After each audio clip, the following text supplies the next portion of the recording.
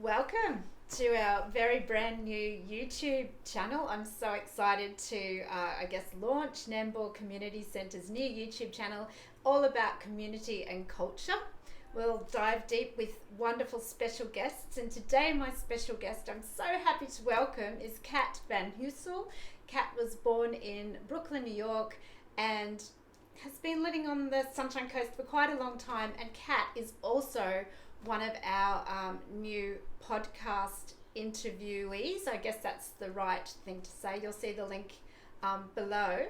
And before we jump into our conversation today, I'd also like to acknowledge the traditional owners of the land on which we meet, the Gubbi Gubbi people, and pay my respects to the elders past, present and emerging. Welcome, Kat. Thank you. Thanks for having me. Oh, look, I'm so excited. What a wonderful person to come in and I always say to grace the lounge. Like, we've had some wonderful people on, like we've had Andrea Cohen and Kitty Navu and other people in our community, and it's so lovely to have you here for the next level of Nambour Community Centre's, I guess, online presence. So thanks for coming in. Awesome. Thanks for having me. How's your day been? How's life been? Oh wow, it's been pretty good actually. We've been pretty good. I think we were just talking how we're such in a unique part of the world here in the Sunshine Coast of Australia, where we've had a few cases here and there, but nothing close to the numbers that we've seen over in Europe and South America and even in the States. So we've had an opportunity to go to the beach, go to the park, hang out, few places going to dinner, and of course, observing all the social distancing rules. But we've just been pretty tucked away, haven't we? Very blessed, I would say. We're so lucky. We had a little bit of lockdown, but outside of that, there's been a lot of freedom here. So so grateful for that.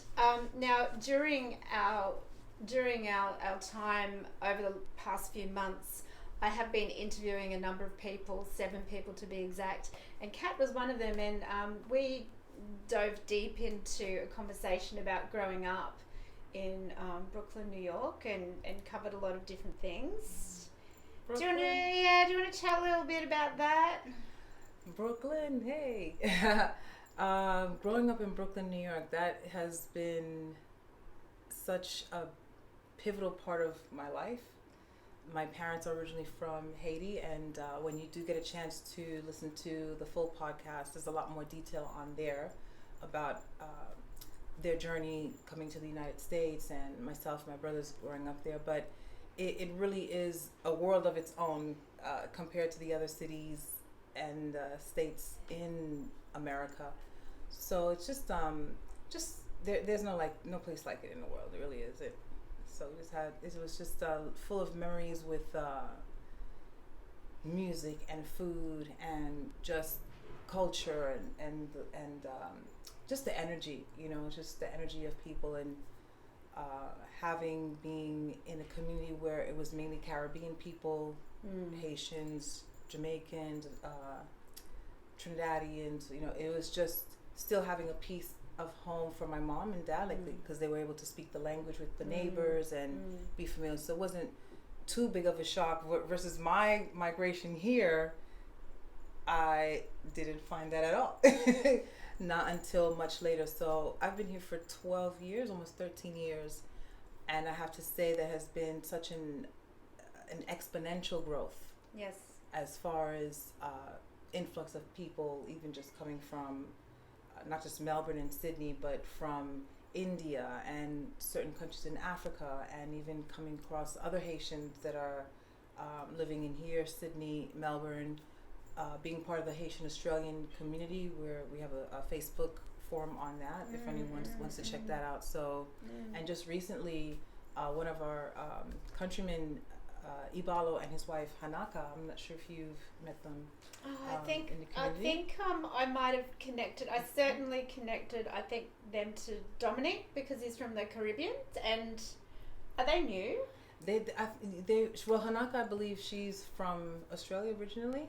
Okay. Ibalo's from Haiti. Yeah. And they just opened up a Ragu Creole restaurant, so serving authentic Haitian food. Where? And you gotta go check it out. Where? You have to go check it out. On the sunny coast? Right up, it's right up in Mulaney, I believe, where the World Lane is. Yes, with the different stalls in there. So they're in there, and we took our daughter for her birthday weekend for lunch Sunday afternoon recently, and they just looked at me and said, "Mommy, this is really good." And I'm like, that's how grandma cooks too. Did that remind you of being like a tiny little bit of being at home? It did. It's just all the flavors, and he cooked a particular dish that you can't find here. It's I won't give the secret away, but it was just to have that comfort food, just everything just kind of brings back the memories, just floods back into fruition, and I said we'll be back. Because that's, I think, one of the things that you shared, that you miss that richness of the culture and the ability to buy the different food around every corner. There were the smells and the spices and the great life growing up. Because you were born in the, like later 70s, and then you spent childhood like in the 80s and the 90s and the 2000s all in Brooklyn, and you saw some changes happen in that area over that time. Yeah, I did. We majority of the time I went to school in Brooklyn, John Dewey High School, middle school, Jackie Robinson Middle School, that's in Ebbetsfield, that part of Brooklyn there.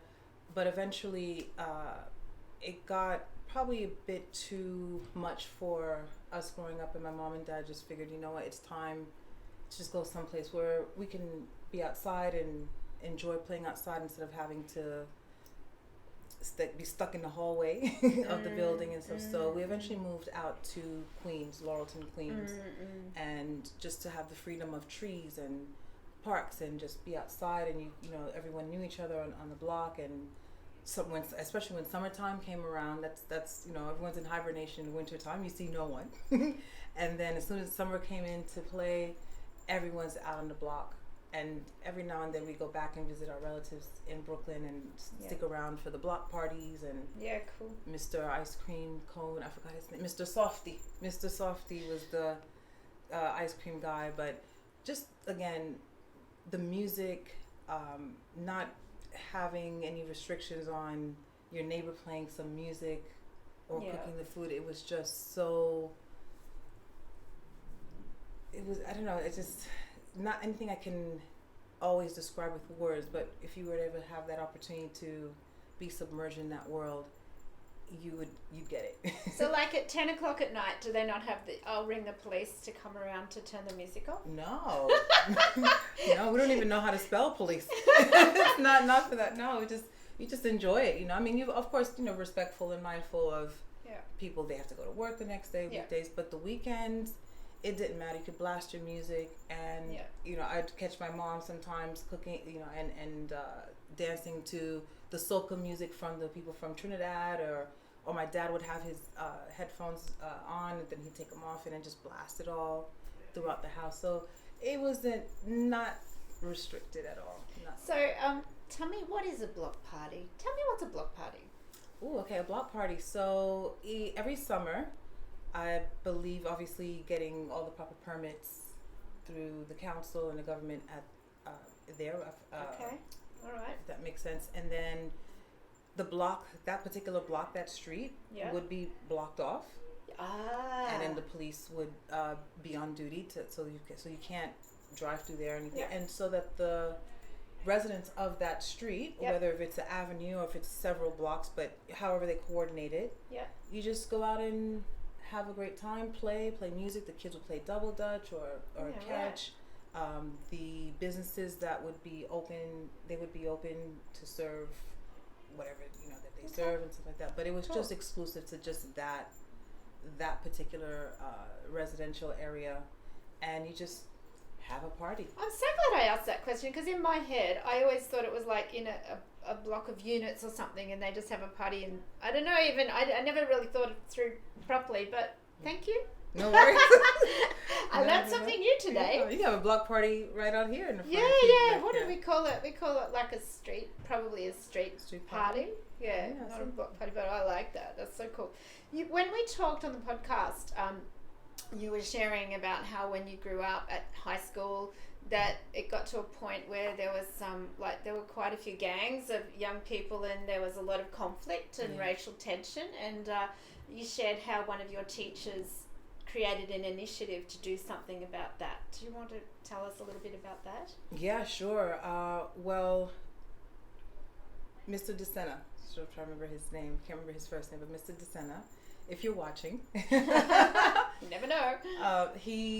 By the time I started John Dewey High School, he had already established a group called Council for Unity. And basically it was stemmed from when he was going to school there at that time. So I guess that was maybe 60s, 70s at the time, where a lot of racial tension was very heightened. And so to try to relieve a lot of the violence and a lot of the turmoil, they had a mediation where they would have the gangs come in and someone from the school, and I believe they worked together with the local police department, and just had a conversation to talk about what the differences were, what was going on. So, there's so many factors. It could be, home life. There's, reason why people join gangs because they don't have a home family, so they find another family, and on top of discrimination and prejudice and racism, so many different things. And so anyhow, they started off with that. And he was Italian, wasn't he? Yeah, he was Italian. So because there were Italians and... They were Italian, they were African American, there were Asians, there was just so many. But at that time, I think it was mainly black and white at the time. And so from that time on, they just continually, regularly met, helped out in the community as well. And it just grew from there. So we started, Council for Unity. So when I started school and I joined that, to meet people from our school is already diverse to begin with, so that was a blessing. But then to be intentionally to be part of a group, to recognize your culture, your faith, your way of life, your language, it was amazing to learn about. For example, we had a few people that were of the Jewish faith. And again, you would hear about if it's Ramadan from the Islam on the news, if it was Hanukkah, it was just prevalent. So it was nothing new to us, but to know the details, we had no clue. Yes. And so Mr. DeSena would have days where we're going to have a Jewish Seder. I'm like, oh wow, this is going to be interesting. And it would just share what the elements are of what a Jewish Seder is. We'd sit down and bring all the different things, and they would describe what they do during. We'd celebrate Kwanzaa, so the African students would come in and share what Kwanzaa is about. Tell me, Kwanzaa is. It's it's celebrated towards Christmas time. It's not about Christmas, but it just basically shares celebrating unity and it's they have I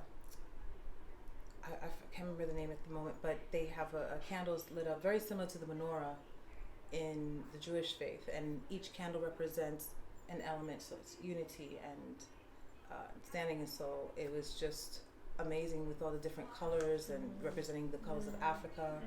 And then of course you have people that are from Asia and learning about Asian culture and the foods and the noodles and all this stuff.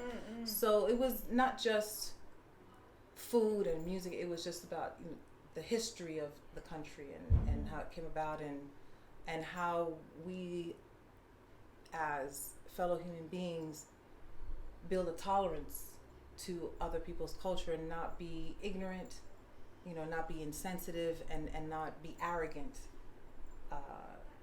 in our own devices, because the United States is such a melting pot, especially in New York City. It's what would it be if it wasn't that way? I couldn't imagine that. Couldn't imagine that. So I believe it's still running. I'm not sure if Mr. DeSena is still at the school. He probably retired by now, but it's still going, and wow. just made an impact on the whole community. That Yeah. part of Brooklyn So now. would you get like elders from the community in to share? Would he have community leaders come in, or would it be the students sharing? No, a bit of both. Yeah. Bit of both. He'd have. If I'm trying to recall from that Yeah, era, yeah, but it was a while ago. it was a mixture. It was a mixture. So if he had someone coming in from, whether it be local precinct or fire department, or someone from the community from another school, and whatever the topic was at the time, and that needs to be addressed, he would try to have as many people come in to share their point of view, to educate us, to teach us, and to also get our feedback and ask us, what we thought needed to happen in the community to improve. Such You know, beautiful just- community work. That's you so know? community development. That's such yeah. good work.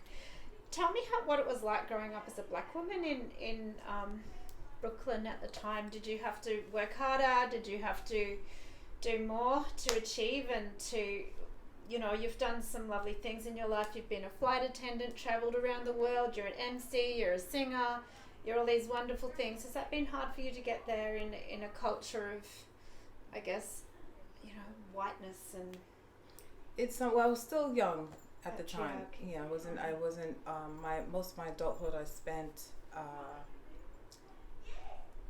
later part of New York, Florida. Lived in South Florida for a little bit, so that was different again because South Florida is mainly it's mainly Latino based. So you've got a lot of Cubans, Dominican Republics, and a lot of Haitians as well. So Haitians and Caribbean people as well.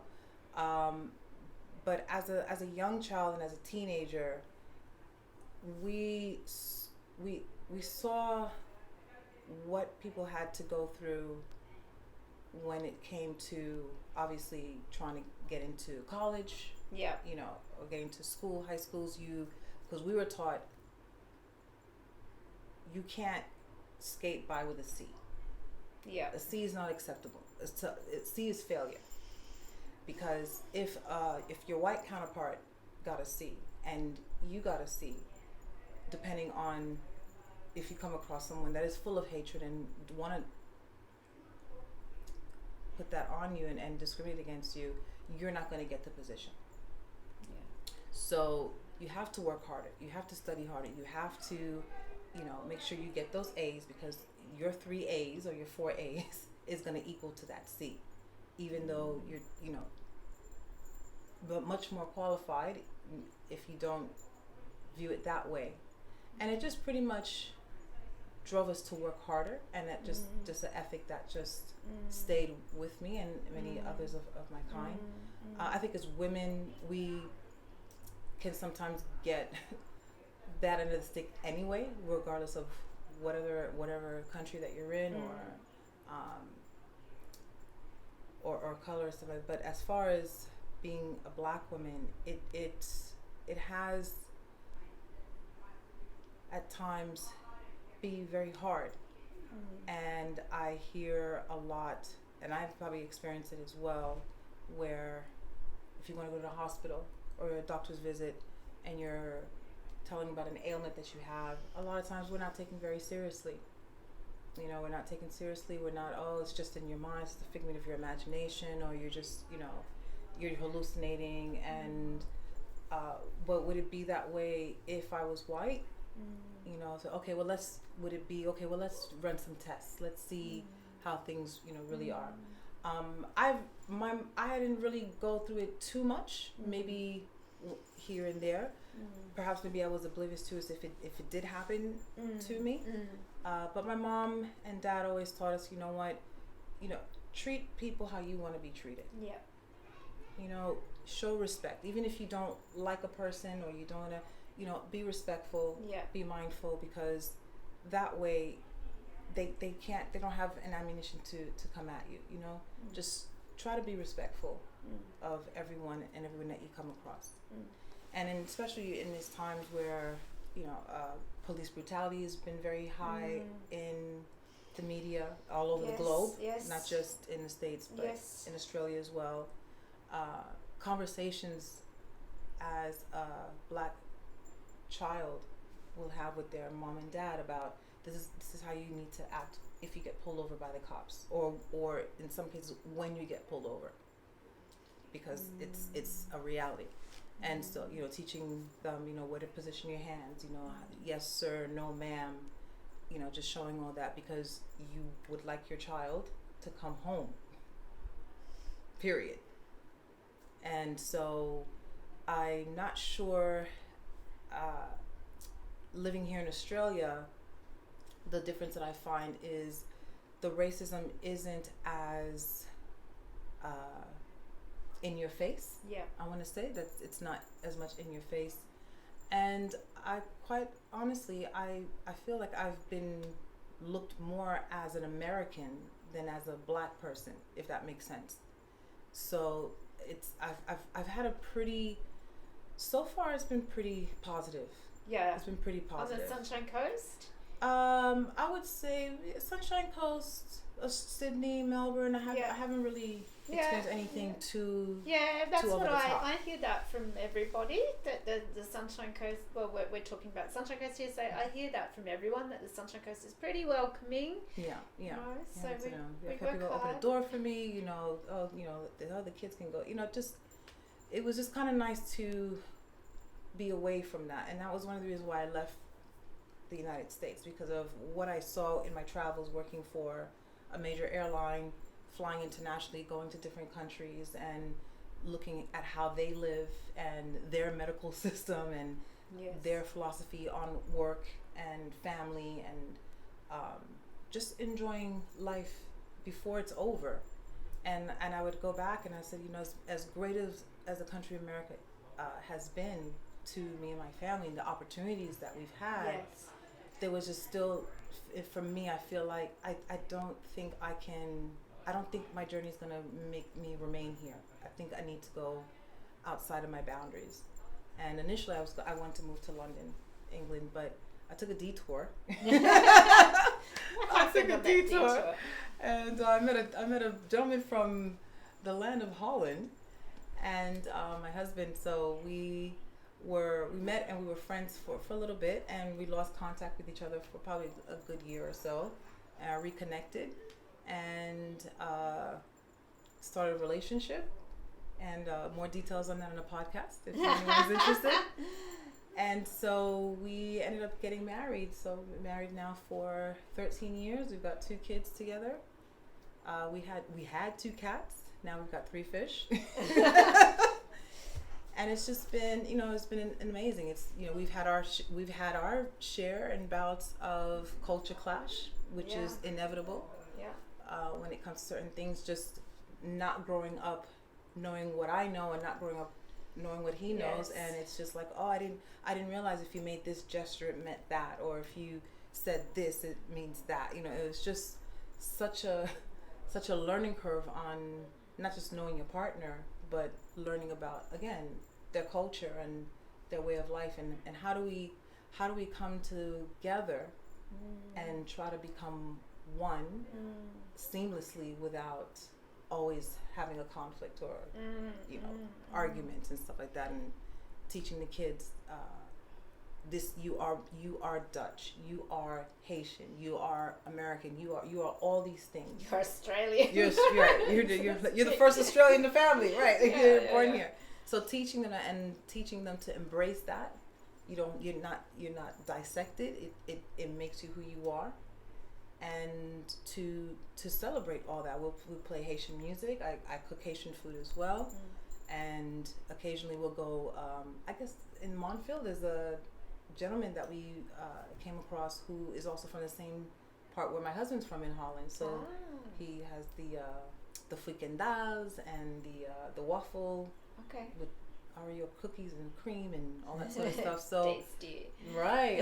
So, and all here on the Sunshine Coast. Which is the beauty of it, And it just becomes more and more diverse over time. I think everybody agrees the last 10 years or so there's been so much more diversity in culture here on the coast, which is fabulous. What keeps you strong? Wow, that's a pretty easy question for me to answer. Definitely in my faith. Definitely in my faith. I grew up in the Catholic religion, and Me too. and I earlier on, I would say around like maybe 19, 20, I felt like something was missing, even though I was introduced to, God in that sentiment. But I never thought that was really God, because I had other friends who grew up Seventh-day Adventist, or even recalling back to high school when the Jewish friends, or the African friends, or the Indian, or it was just, I said, no, this can't be it. It can't be rules and regulation and everything that I cannot do, cannot say, what can I do? And so I walked away from the Catholic faith, and I just had to do a lot of unlearning, and on that journey together, and just unlearn and just delete a lot of basically just bad information, and also having to get over, I guess, people that have misrepresented God. If you look at politics, you have, representative of this state or representative of that state. Are they representing that state in the true form, or are they a fraud, or are they corrupt? You'll see by their actions. And so I had to take that journey for myself, and I started reading the Bible, and all the questions that I wrote in a little notebook, like I think a good couple of years, I just had all these questions, and no one could answer them.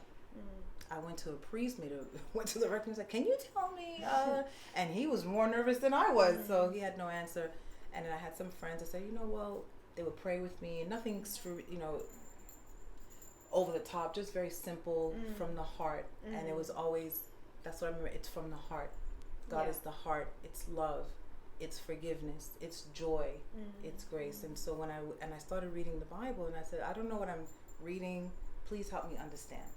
And I started getting all the answers. Like, oh my God, the answer's been in here all this time. So, and in prayer, which is like oxygen, just praying, even when you don't feel like it, even when learning to not always judge things by what I see, because our eyes can deceive us. Yes. Come from a place of faith. And because what I was taught, and what I've learned, and I've seen it over and over and over again, is that I think before I was trying to use my intelligence to understand God, where it takes faith to understand, and to get to know. So I had to leave the intelligence behind and increase my faith. And that's when I started seeing more of His Spirit, being surrounded by it, and more so when I became what a term called born again of the Spirit, and accepting Jesus into my heart. And just like an episode of The Matrix, when he's a baby and he's all shaven and hair, shaving everything, and he's just got to relearn everything, but from a totally different perspective, and seeing it from the heart, from the Spirit. It sounds like a beautiful practice. I think I need to watch The Matrix again. It's the second time I've heard it talked about in the last 24 hours. Amazing film. Do you have any other thoughts or comments before we wind up today, Kat? It's been so amazing hearing you and stories and sitting with you again. I can't really, I would say definitely check out the podcast, because we went into a lot more detail in there. So if you can, again, go back to the podcast and get some more tidbits there, some other juicy things that we talked about that we didn't get into today. I believe that the Sunshine Coast, and even Australia on a whole, is on a trajectory where it's on a positive, from what I've seen. Every country has its faults and shortcomings and problems. There's no perfect place, but I believe that I feel safe for myself, for my kids, to grow up in an environment where they don't have to look over their shoulder when they're playing outside. They don't have to. They can just be kids. And I think we've kind of left that era a while ago, especially in different countries where kids can't be kids anymore, and adults don't have lost trust for other adults, and there's just always lost. How can I say? It's just nice to someone to walk down the street and just say hello. Yeah. And genuine smile, and not think that they want something from you, or you know, and people are just willing to help out with no questions asked, nothing in return. I've met so many beautiful people here, and like you said, being part of the multicultural committee and having these beautiful festivals, and just the music coming together, and just being one with all these different people, becoming one. Unity and community, and diversity and community, and that's beautiful. And on that note of oneness, I would love to thank you for your time today, Kat Van Hoesel, and it's been fabulous, and I look forward to seeing you on a stage again soon. Soon, Queensland. Let us know what the restrictions are. Please. All right. Thank you for having me. I appreciate it. You're welcome.